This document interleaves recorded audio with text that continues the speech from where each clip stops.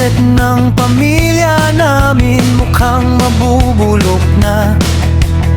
Sa loob ng cover, di na makalabas. Sa taas ng gasolina, nago na lang at di na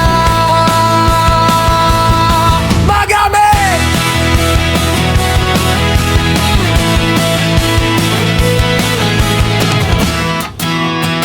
Ngayon problemado ako, iniisip kung bibili ba ako ng uling o mangangahoy na lang kaya sa taas ng presyo ng gasol. Bulsa ko na tatats-tats, susubukan ko kuryente, lutuan, bahala na sa susunod na buwan kung maputulan ng linya.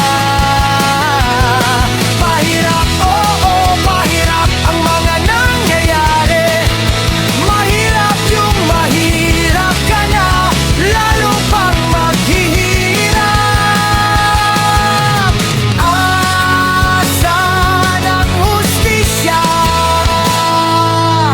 Hustisya!